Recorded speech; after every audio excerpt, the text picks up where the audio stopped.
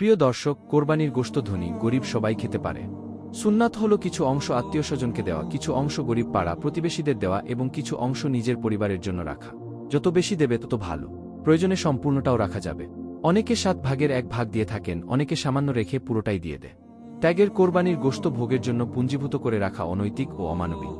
তবে বিশেষ কোনো ব্যক্তির জন্য বা শখের বসে অল্প পরিমাণে রাখলে কোনো দোষ নেই।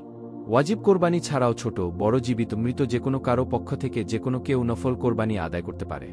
এতে উভয়ই সবের অধিকারী হবে। নারী যদি সামর্থ্যবান বা নিসাব পরিমাণ সম্পদের মালিক হন, তার পক্ষেও কোরবানি ওয়াজিব। শিশুদের উপর কোরবানি সহ কোনো ফরজ ওয়াজিব প্রযোজ্য নয়।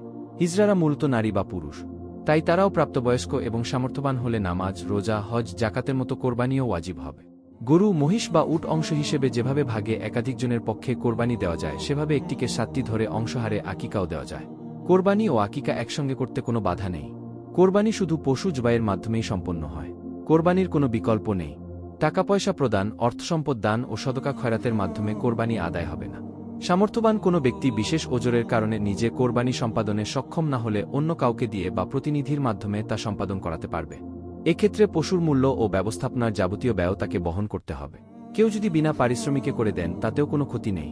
যদি কেউ কোরবানির পশু কেনা, জবাই করা ও গোশত বিতরণ করা ইত্যাদি ঝামেলা এড়াতে চান, তবে বিশ্বস্ত কোনো ব্যক্তিআত্মীয়স্বজন বা গ্রামের লোকজন অথবা নির্ভরযোগ্য কোনো ধর্মীয় প্রতিষ্ঠান বা সেবা সংস্থাকে তার কোরবানি সম্পাদনের দায়িত্ব দিতে পারে।